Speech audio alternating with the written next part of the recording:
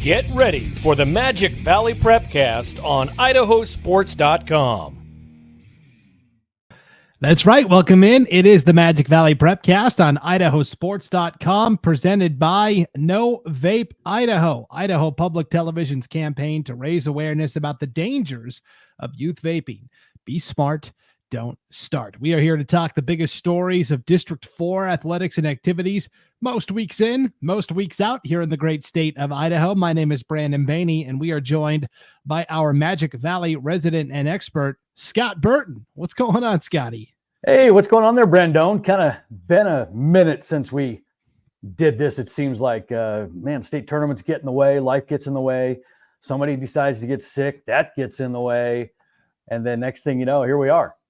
Yeah, so no show last week. We were planning on doing it, and I got sick. It was one of those things where I had reached the finish line, right, of the winter sports season and all those work obligations, and then my body was like, okay, now we're going to get sick, and it was bad. I could barely talk. I'm still kind of nasally a little bit, and I felt like a zombie, where like just walking down the stairs to my couch was like an ordeal, and I'm like, man, I'm spent. Yeah. It tends to happen. I mean, as soon as the season's over, every time I was coaching, it was like right at the end of the season, after all the stress and the mental stuff kind of goes away, your body just says, all right, peace out. And then you're done for a few days. So I get it. Yeah. So we will use this week's show as one final look back at the winter sports season that was, because the last time it was just you and I on the Magic Valley Prepcast, Scott. State wrestling hadn't happened yet. And state boys basketball hadn't happened yet. And so we got a lot to talk about here before we officially turn the page to spring sports. And I know that's been a disaster so far in your neck of the woods. I tell you what, it has been an absolute freaking nightmare. I mean, the amount of time that we are spending right now on trying to get spring sports off the ground has been insane. I've got, I mean, my schedules that I have printed out are crossed out and I mean, it looks like my trig final, you know, it's just like and erased and the arrows. And it's just like, I don't even know what's happening anymore. So we still have not played a baseball game.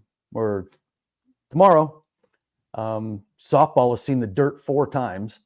So it is just a nightmare. And then you try to reschedule it all and nobody's got room because you only have so many days. So I don't know. Good times. Yeah, a mess as always. The state wrestling tournament was a great competition, Scott. It kind of ended in a messy way at the 4A state meet, though, where we talked about coming in, right? It was going to come down to Minico and Bishop Kelly for the 4A wrestling title. And it was 2 totally different strategies. It was basically quantity of Minico versus quality of Bishop Kelly, where Minico was bringing the most athletes to the state wrestling tournament, and they were going to use their numbers approach. And yeah, they would have some individual champions, but they were going to fill in the 2nd, 3rd, 4th, 5th place finishers to pile up the points. Bishop Kelly came in with a smaller contingent, but their guys are all studs. And if they could squeeze every last point out of their stable of studs, they were going to be in the mix. And we never got to see which strategy ultimately would have paid off, Scott, because for the first time since 1969, we had a tie. And so we ended up with co-champions. Bishop Kelly and Minico both tied atop the podium. And so a very unusual situation, to say the least. Oh, I mean, no doubt about it. The odds of tying like that are astronomical. And they did it. But what's even more crazy is Blackfoot and Lakeland tied for 3rd at 125.5 each. I mean, what are the odds of all of that happening? Slim to none. But you know what? That tournament worked out just like we talked. It was going to. It was going to be the star power of Bishop Kelly and all of their elite, nationally ranked wrestlers taking on just the volume and the army of Minico. And, Bishop Kelly, 6 champions, Minico, 3 champions. So it all worked out kind of how we thought it was going to. And I mean, we didn't predict a tie or anything, but what an awesome wrestling match between two powerhouses, and there was a distant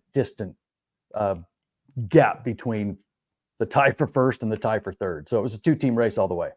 Yeah, Minico and Bishop Kelly both end up tying with a total of 248 points each. And like you said, Scott, BK had 6 individual champions, 10 placers overall.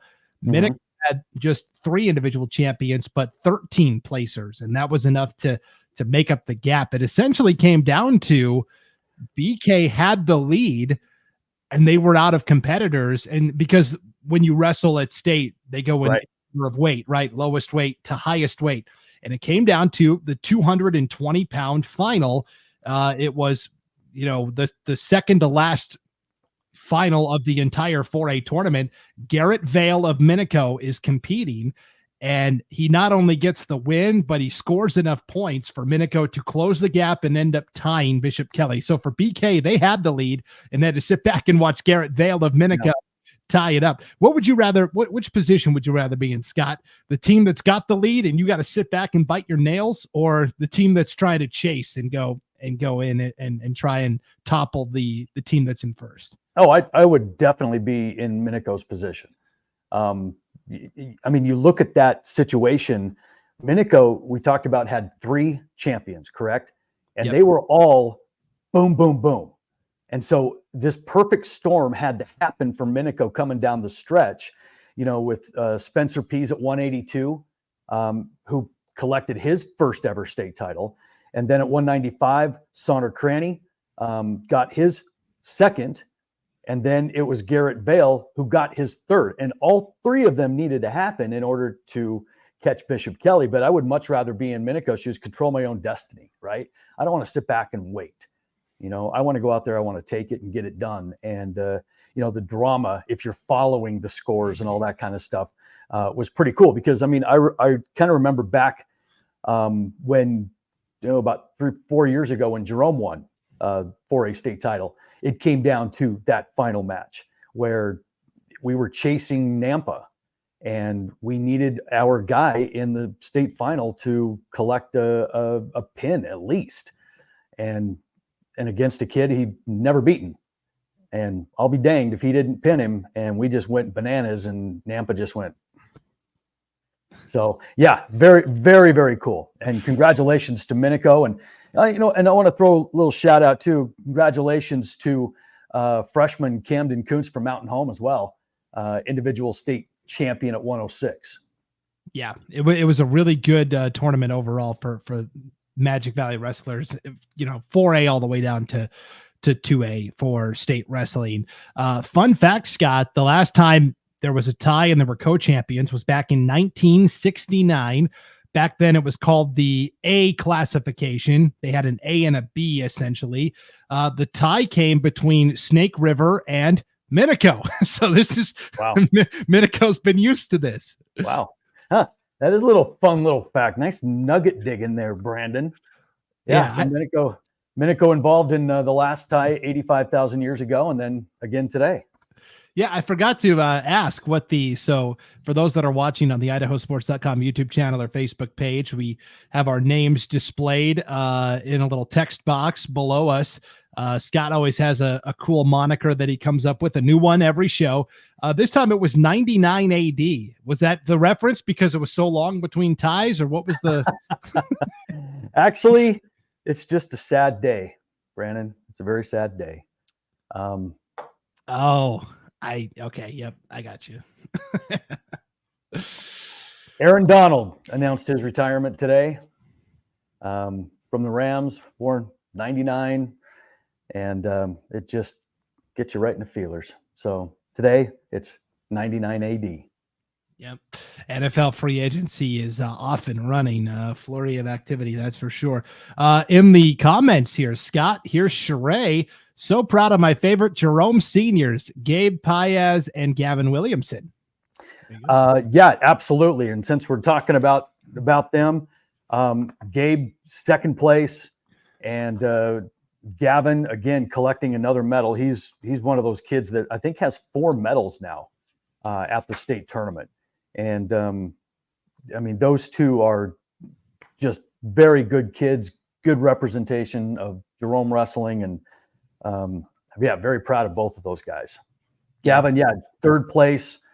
And then Gabe losing in the state final at 285 in a 1-0 decision. So, but good job. Yep, pretty remarkable. Quickly, we can highlight kind of what happened at the other state wrestling tournaments. And again, Al Fontes wrote very comprehensive recaps of everything that happened with all of the results and all of the statistics. He even broke down like the winning percentage by class, like, oh, freshmen won this amount, this percentage, and sophomores won this percentage. I mean, he is the number cruncher for sure at IdahoSports.com. I saw that and I'm like, holy cow, who's got that kind of time for starters? Number two, that takes a good calculator. And oh my word, that was a lot of hours to figure all that out. But what I did learn is there are some really good younger wrestlers coming up here. And we're going to see a lot of different names. And I just mentioned one from Mountain Home, who's that freshman. And, of the first 3 classifications, the state champions were all freshmen. The one out of Bishop Kelly, Holton Crane, that we, talked about on the preview show a little bit. And one out of Lakeland, Carson Leonard. I mean, all 3, boom, boom, boom, freshman state title winners right out of the gate. I forgot, Scott, before we move on from the 4A tournament, what happens to that second place trophy that the IHSAA made ahead of time? There was no second place team. You know what? That is a really good question. Spray paint, chisel off the color. I don't know. I'm sure they're happy about that, spending a little bit of extra money, but I can't imagine that happening before. I think there's a protocol for this. Yeah. I don't know. Maybe you can reach out to somebody at the IHSA and just ask like, hey, just curious, because it doesn't happen ever. There's no second place trophy. There's no fourth place trophy. What do you do with them? And then you got to go get 2 more made, right? For first and third. Yeah, you do. So I'll find out. And in this economy, oh boy. Yeah, no kidding. So it might be plastic coated. We'll see. Right. Okay. At the 3A tournament, Buell came in and took second place overall. Fruitland just had, we talked about they were bringing, almost 30 wrestlers, Scott. They had 17 placers, Fruitland did. They set a new 3A state record for most points scored in a tournament as well, at 318. So for Buell, second place, still a very good outcome against what was a juggernaut Fruitland outfit. We knew it was going to come down to those 2 teams, but what we didn't really expect was the domination of Fruitland as 17 placers, 3 champs. Buell showed well, distanced themselves from American Falls, who took third and put 9 placers there, but just domination by Fruitland was really, really impressive. 3 individual champions for Buell. Riley Brunson wins his second career title at 145, wrapping up his high school career. And then a pair of juniors win their first, Gabe Finley, the junior, wins his first title at 195. And then senior Isaac Finley wins his first career title at 285. So it's always exciting to see new breakthroughs at state as well. Congratulations there. 2A tournament, Scott. Nobody finished in the top 5 in terms of the team scores. It's always tougher with 2A because it's more spread out. This is the most amount of teams competing. Most aren't bringing, a full lineup, and so it can get very scattered very quickly. But Declo's Wallace Durfee won his second career title at 132 pounds, only a junior, so he'll be going for number 3 next year. Congratulations to Wallace Durfee. Yeah, absolutely. Good showing by him. And it's always cool to see these kids have a chance to defend a title. And if you look up and down the roster, a lot of these upperclassmen are 2-time winners, 3-time winners. Very seldom will you get a 4-time winner, but there's a lot of these repeat champions. And then you get guys like we talked about, like, Garrett Vale out of Minico, a 3-time winner. I remember one, Gavin's brother, Zeke Williamson, he was a 4-time state champion in Jerome. I mean, think about that. As a freshman, winning it all 4 years in a row, and then you're bouncing weight classes because you're growing, and it's just really, really impressive. And especially with the popularity that wrestling has gotten and the involvement, there's a lot of kids involved. That is a tough thing to do. Yep. And then wrapping up on the girls' side, Scott, you talked about this great group of freshmen. It's more prevalent than ever on the girls' side. We had 2 freshmen from the Magic Valley win titles. Jerome's Olivia Bezdacek took the 120 title, helped Jerome finish 5th in the team race on the girls' side. And then Roxy Sheen from Buell wins the 138-pound title as well. And then, of course, Amy Hartman from Mountain Home finishes her season with the win at 235, caps her season with her 2nd title. So way to go, Amy Hartman from Mountain Home as well. Yeah, very cool. We talked about both of those freshmen on our last podcast. And, this group of freshmen coming up, they're the ones now that have been trained. They're the ones that have been taking the clinics and the camps. They're the ones that are being raised in this culture, because a lot of the upperclassmen right now are just kind of second year in it, those kind of things. We're now starting to see that group of female wrestlers come up that are absolutely legit. And that Bezdacek girl from Jerome, I mean, great girl to begin with, a great student, great person. But when you step onto the mat with her, she will take you down, and she is good. So you talk about those 4-time potential state champions. You got 2 of them right there with Buell and Jerome. Yep, for sure. All right, so that wraps up the wrestling season in the state of Idaho in terms of high school. There's always off-season competitions and whatnot, and we'll keep you apprised of all of that on IdahoSports.com. Before we get to boys state basketball, if you're from Idaho and between the ages of 13 and 18 years old, enter the No Vape video contest to expose the shadowy commercial tobacco marketing tactics behind vaping. Just create and upload your 90-second vape bashing masterpiece, and you could win a portion of the more than $10,000 in prize money being awarded. Deadline to enter is April 1st. Winners will be announced May 1st. Raise your voice about the dangers of vaping and win big cash prizes from No Vape Idaho. For more information, just type No Vape Idaho, KNOW, No Vape Idaho into your favorite web browser, and you can go from there. All right, Scott, biggest story from the Magic Valley in boys basketball was the year of the musher continues. Yes. Camas County, after getting so close and almost getting that apple, they finally come through and win the 1A D2 state championship, their first title in some time, and they beat Kendrick. Got a little revenge after losing to Kendrick in the football championship, because basically all the guys that played football play basketball for each of those schools as well. And it was a game that was never really close. I mean, Camas County kind of started hot and finished hotter. First title since 1974, and they win 56-42 the final. Yeah, boy, what a great year of the musher this was. I mean, 1974. I mean, you were just like, what, 12, right? Right. That's what my hairline suggests, but okay. Not really. Sorry. I was actually alive back then, Brandon.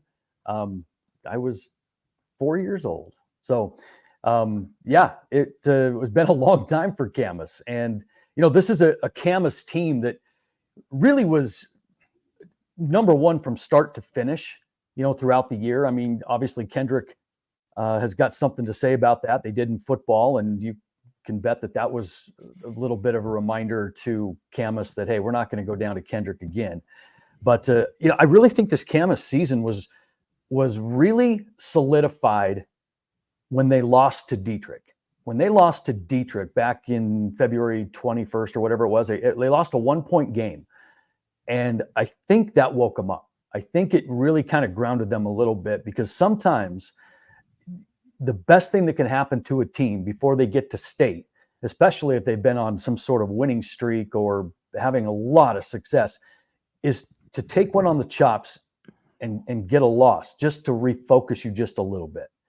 And I wouldn't be a bit surprised if that's what's happened to Camas, because I mean, they lost 3 games on the season. That one to Dietrich I'm talking about.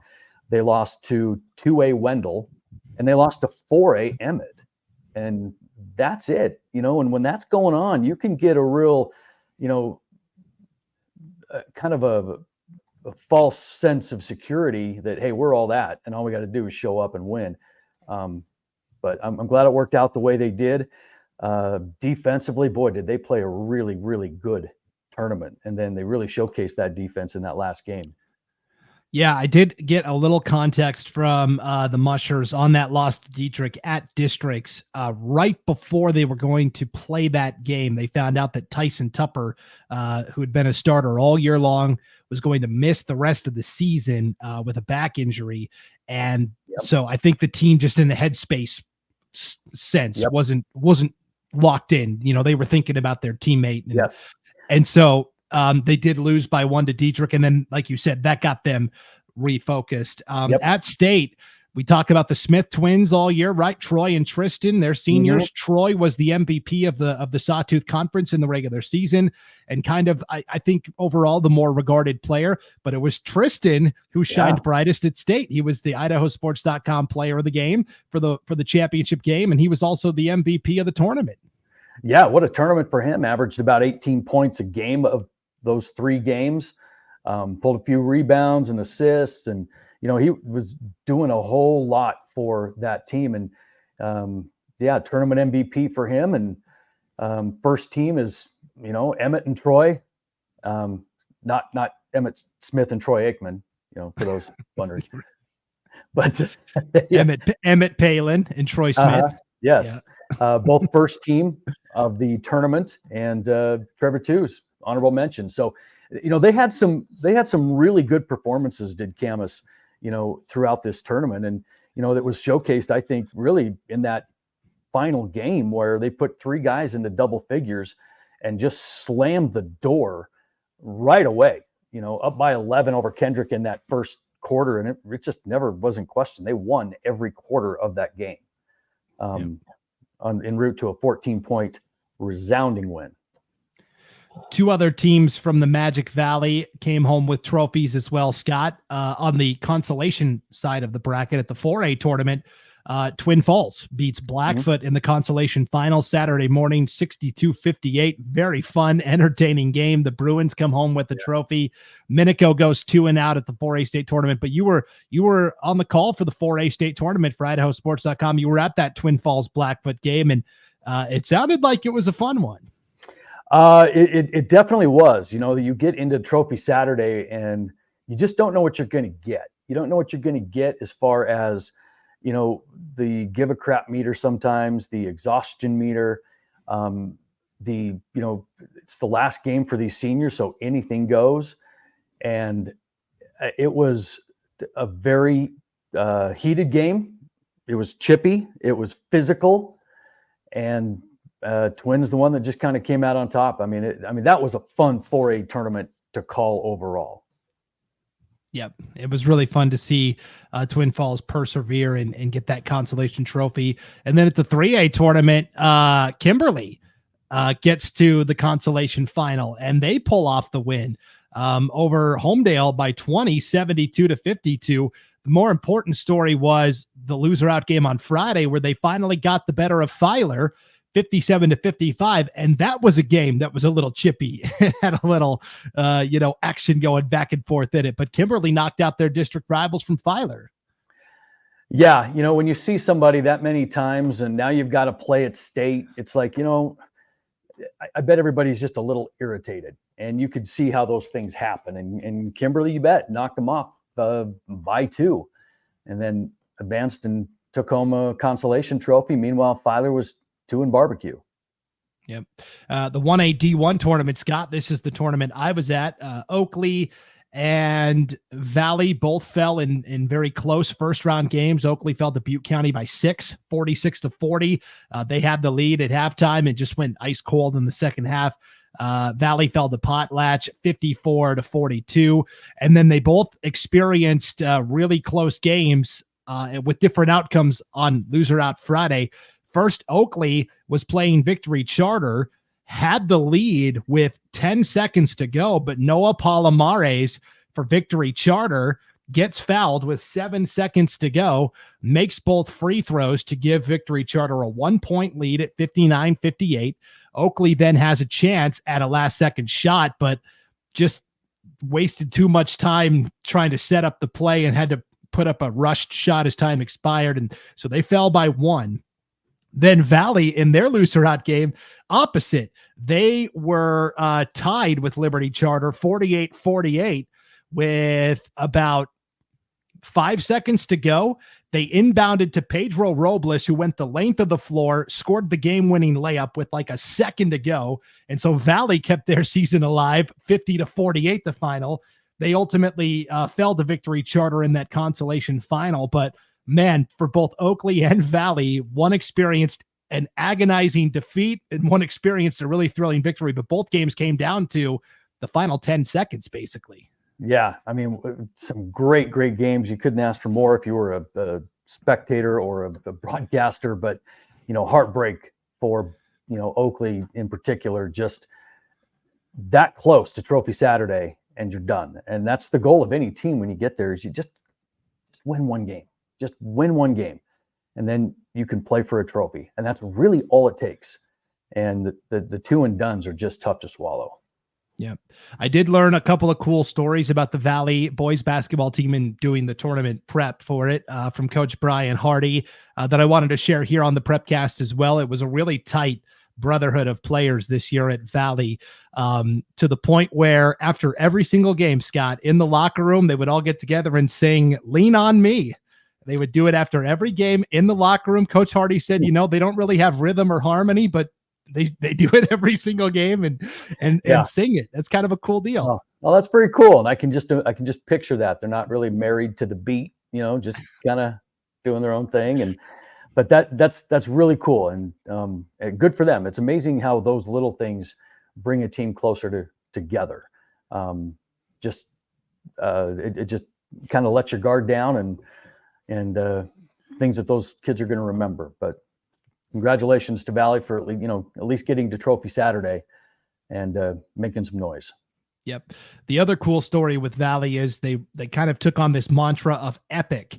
Every possession is critical, or every practice or every game insert a new P word. Every practice is critical. Every possession is critical. Every play is critical. And players would take turns coming up with a new P word to put into the epic. Every blank is critical. I really like that too. That one's new. That one I had not heard of before, but that one is really cool. I like that one. Yeah. They got my wheels turning now. I know, right? You're trying to think of good P words to use, right? Right. First one that popped into my head was pneumonia. So I know that's not it. And it's not even phonetically correct. Oh man. So yeah, those are just some of the fun things we get to learn about awesome. As we're preparing. And that, and again, that's what separates IdahoSports.com from anybody else that's broadcasting at state, is we know these players, we know these communities, we know these coaches, we know those backstories. You're just not going to get that anywhere else.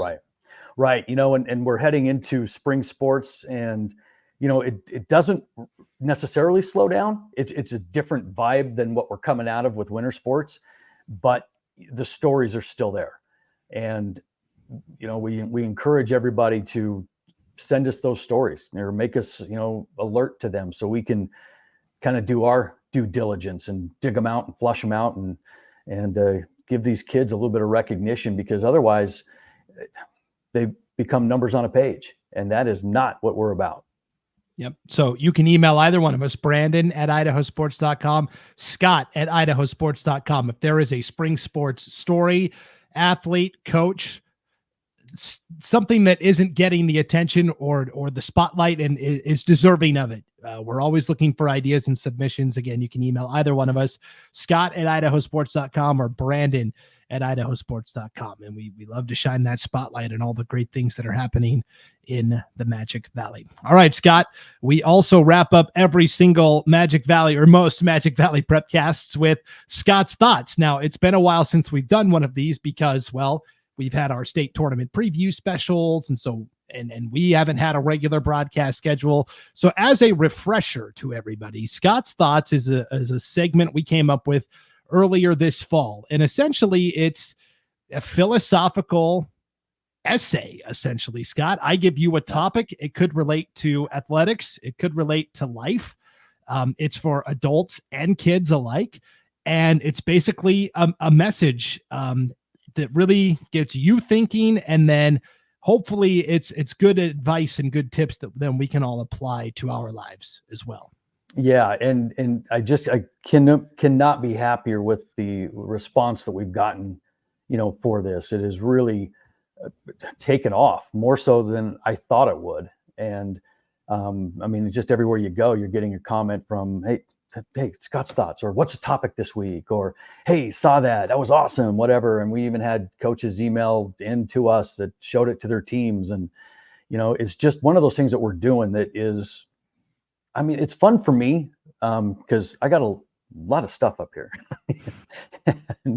and I've got thoughts on everything, but to get it out there to make a difference, at least make people think about it, that's what it's all about. Makes it different, makes it fun. Yep.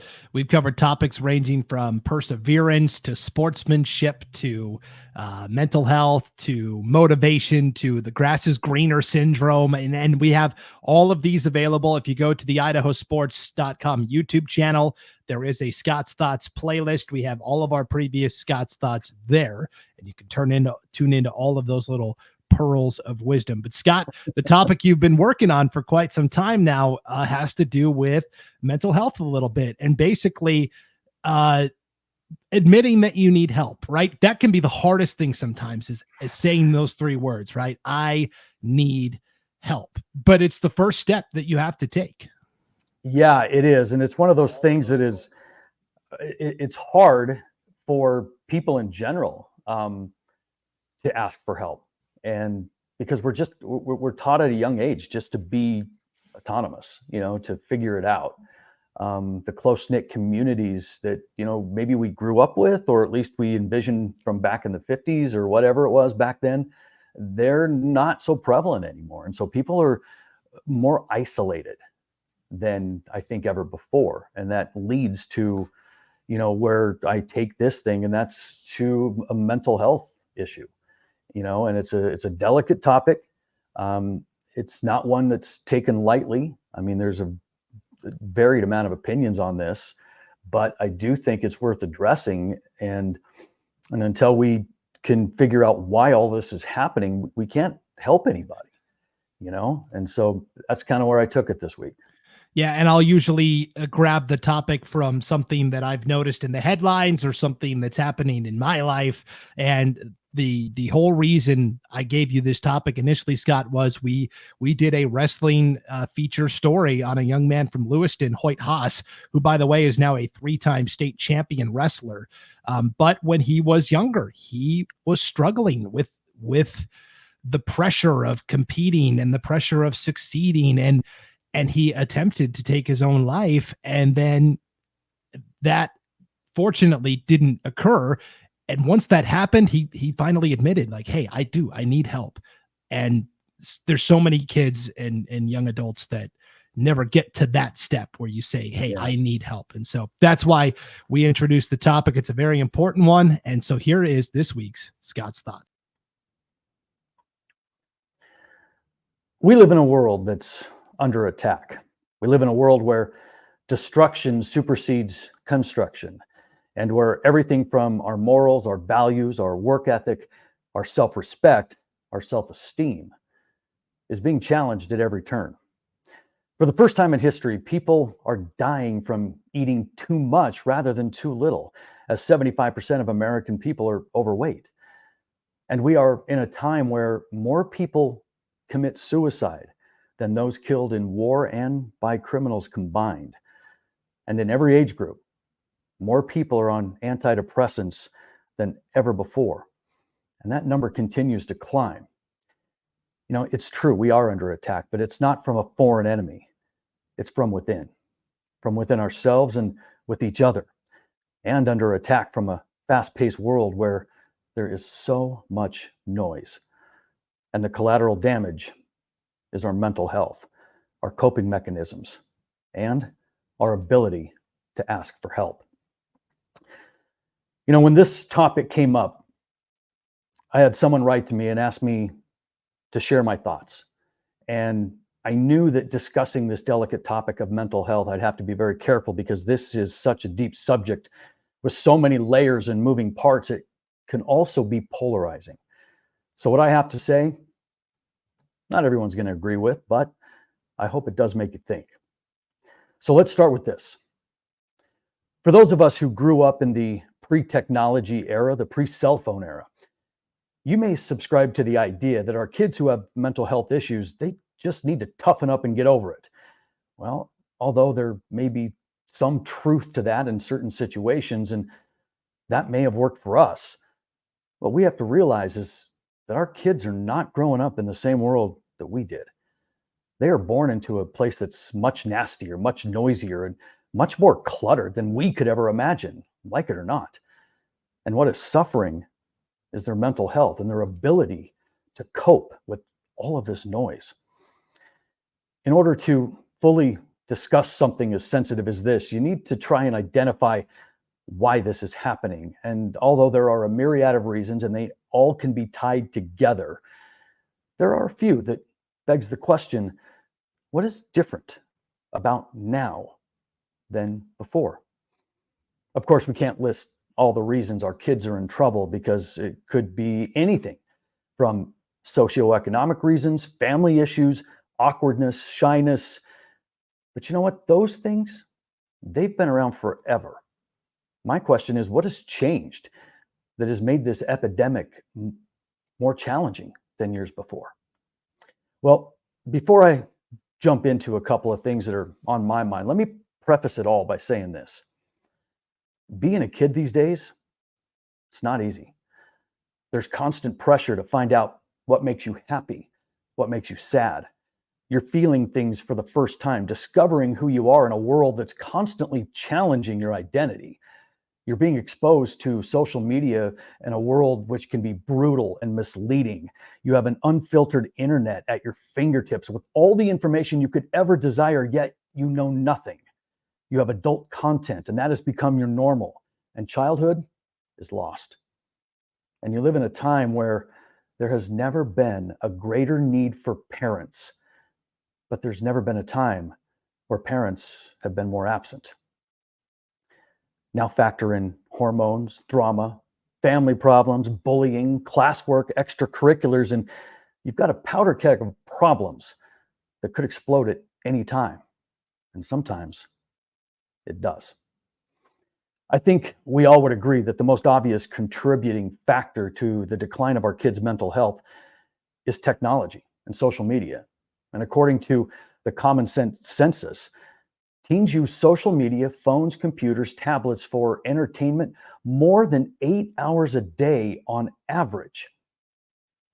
Since the boom of social media, we've seen a dramatic increase in teenage depression, where half of high schoolers even admit that it's because of social media, and they admit that they feel persistently sad or hopeless to the point that they couldn't take part in their normal activities. Yet we allow them to maintain numerous social media accounts and use their own discretion when it comes to the use of technology.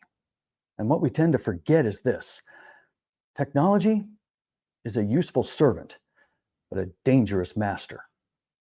And once we've succumbed to our new ruler, the damage it's doing to our brains is irreversible and directly affecting our mental well-being.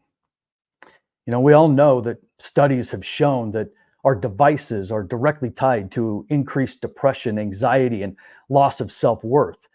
And with the constant stream of information, the unrealistic expectations, the bullying, all of it taking place on social media, pretty soon, our kids aren't even comfortable in their own skin.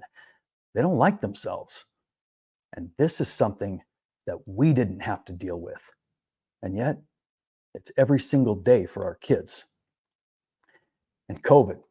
Well, COVID didn't do our mental state any favors either. We made social isolation the norm and said farewell to human interaction, face-to-face communication, and in-person education. And the way that we responded to this made us afraid of our own shadows and each other. And while adults were finishing all of Netflix, our kids were glued to their screens in further isolation. And we didn't think that we'd have some consequences from this. Well, we can't begin to help our kids if we don't recognize what they're going through. They already feel alone. And the result is isolationism, one of the main catalysts of negative mental health. We've replaced people with technology. I mean, you go into a grocery store and we have more self-checkout stations than ever before. We don't get to talk to anyone anymore. Yet we give a shy child a device and allow them to further retreat rather than learn basic human interaction. And we wonder why they don't talk to anyone when they're in trouble. Human interaction is the fuel that keeps our souls alive, but we deprive ourselves of it. Another layer to this complex subject is something that is commonly overlooked, yet can be one of the most damaging. And it's something that we may not even know we are doing. Our society has a tendency to dramatize and sensationalize just about everything. And we are doing this with mental illness. We carelessly fling words around like suicide, depression, anxiety. I'm going to commit suicide. I have depression. I have anxiety. And what we don't realize is that we can end up over-normalizing these issues and create a culture with distorted notions of what is and what is not a mental illness. Experiencing depression, anxiety, suicidal thoughts, OCD, or bipolar disorder, that's not supposed to be normal. But feeling sadness, occasional anxiety, or being overwhelmed is a common part of life. Unfortunately, we've lost coping mechanisms and we've normalized these conditions to the extent that they're often overlooked compared to a common cold and not treated seriously. As a result, those genuinely in need of help may not seek it because their experiences are perceived as unworthy of treatment, because now it's normal to feel this way. Now, I'm certainly not saying that we should forego awareness, nor am I saying we shouldn't have conversations about mental health. Not saying that at all. But what I am saying is we need to be cognizant of what we deem to be normal, because people all over are openly sharing their mental health struggles, encouraging others not to feel ashamed of their own conditions, but to accept them as an integral part of their identity. And I don't agree with that at all. Mental illness doesn't define a person. It's merely a hurdle they confront. Yet we have this obsession of attaching a label to everyone, including ourselves. And that quickly becomes our identity. And we gravitate toward that label as it gives us comfort, because in this constant search for self where loneliness dominates, this self-diagnosis tells us who we are. And that is dangerous. And that's another thing our kids are dealing with that we never did. Something else to consider. A lot of those who need help won't ask because they don't feel like anyone listens to them. And can you blame them? We aren't the best listening society in the world. We're too self-absorbed because most of us, we don't listen to understand. We listen to respond. And thus, we forget that one of the most precious gifts we can give anyone is our full attention. Again, further pushing our kids away, alone. Another ingredient in this is how our kids are trained for instant results to problems, instant solutions, instant gratification. And when it isn't there, sometimes they act like spoiled toddlers because they haven't been taught patience or resiliency. And that directly ties to our mental health. I feel sad, fix it. I feel mad, hit it. And the art of thought and reflection and problem solving are old school ways of the past. they don't know a different world because we haven't taught it to them. Look, I say all of these things just so we know what our kids are dealing with, and it's overwhelming at times. And without a positive network of real connections, strong parents or family, our kids, well, they're going to get their information and their self-worth from anyone or anything that will influence them. And that's a big part of our mental health crisis. So what do we do? What can we possibly do to help our kids' mental health in this messed up and misguided world? Well, the answer for me, go old school and make them play. A new theory suggests that part of the rise in teen mental health crisis is that our kids, they don't play. They aren't outside, engaged in unsupervised play. Ask any adult, and they'll tell you that when they played outside as a kid, they played all day and were told to come home when the street lights came on. Little did we know that we were onto something. Okay, times are different now, and maybe we don't follow those exact instructions, but outdoor play increased our autonomy. It decreased phobias. It reduced future anxiety by increasing confidence that we can deal effectively with emergencies. And even though the data suggests all of this, we still don't make our kids do it. And it makes no sense because exercise is the most underutilized antidepressant there is. Another thing we can do is be present. Be present as parents, friends, coaches, teachers. Be present as people. Unplug, look up, detach, enjoy the silence, decrease the clutter, and have actual conversations about these issues without normalizing them, and give our kids the tools to cope and not just the medication to deal. And lastly, engage in positive self-talk, because the way that you speak to yourself matters the most. Too many times we let our kids get away with, I suck, I'm no good, I can't deal with this. And all it does is reinforce the feelings of inadequacy and loneliness. And it's that feeling of being alone that eventually tips the scales in the wrong direction.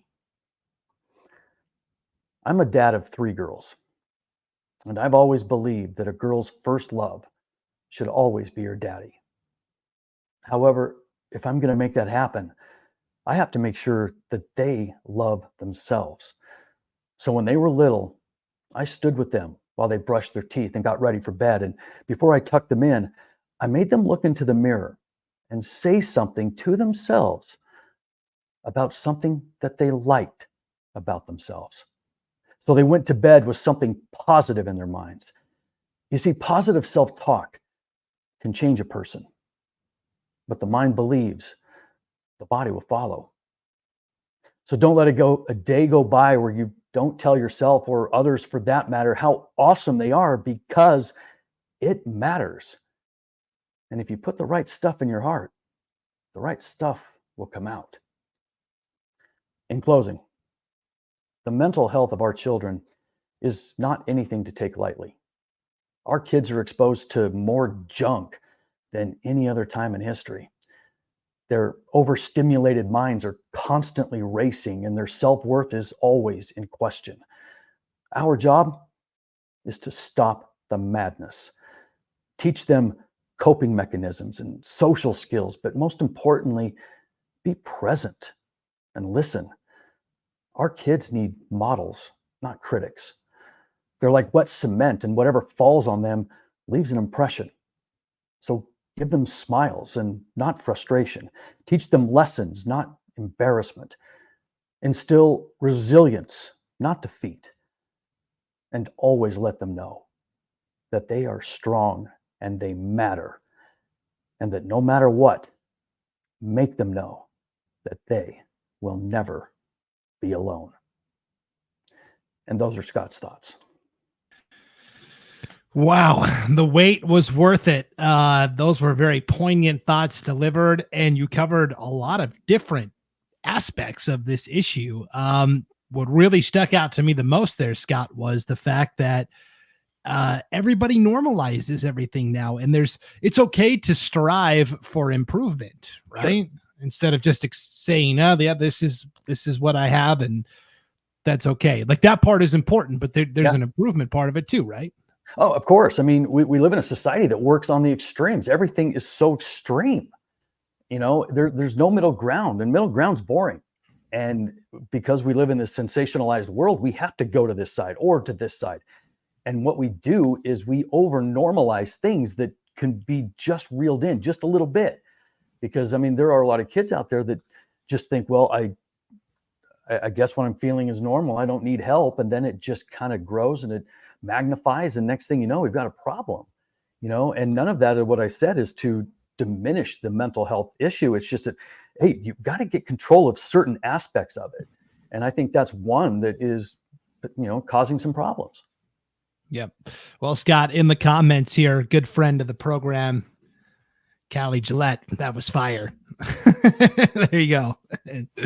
Awesome. Appreciate that. Yep, for sure. And so, yeah, that was a great Scott's thoughts, Scott. And now the way we do it here on the show is I give you next week's topic. I get your kind of just quick snap judgment thoughts on it. And then we give you the week to formulate more cogent thoughts beyond that. And so for our next Scott's thoughts topic, Scott, I've really been thinking about lately communication, or the lack thereof. I've seen a lot of relationships deteriorate, familial relationships, romantic relationships, working relationships deteriorate because of a lack of communication, and specifically a lack of addressing issues when they first occur. So you sit on it and you let it linger and you let it stew. And I was thinking about Tom Brady and Bill Belichick, and they worked together for 20 years, but there was always lingering resentments that they never fully addressed. And I feel like if they had in the moment, maybe they could have repaired the relationship. And so that's what I want you to dive into next week, is addressing those issues when they first occur rather than punting it down the road. Yeah. And that's a good one too, because I've seen a rise in the lack of communication, or the lack of ability to communicate. I mean, countless times I've had people in my office that have an issue with this person. They've got an issue with this person, but have they ever talked to each other? And the answer is no. And it's like, we're so kind of caught up in this gossipy he said, she said, without ever confronting anything. Because I think part of our issue is that we have become accustomed to just running our mouths anytime that we want. And a lot of times on these platforms that we're using, we can be anonymous doing so. So it really does affect our filter. And what that does is it transcends into personal relationships, to where we won't confront anything because we'll just hide. And communication, true communication, never does happen. And if you could just get people to sit down and talk, they would find that the issue really isn't that big. Yeah. I'm really interested to see where you take this next week, Scott, but that'll be next week's Scott's Thoughts. And next week we will be bringing you some of the biggest spring sports stories, provided, spring sports are actually occurring and taking place. I've already got a few ideas in the hopper I'm working on, Scott. So okay.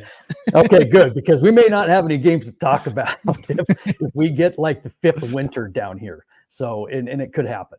Yep, for sure. So good to be back at it. We will be with you every week, from here on out through the spring sports season. And again, we're always on the lookout for great stories that are happening in the Magic Valley. You can email either one of us, Scott at IdahoSports.com or Brandon at IdahoSports.com. We'll let Scott go grieve Aaron Donald's retirement from the Los Angeles Rams, and we'll be back here again next week for another edition of the Magic Valley Prepcast. Thanks for tuning in, everybody. For Scott Burton, I'm Brandon Baney, and we will see you next time on IdahoSports.com.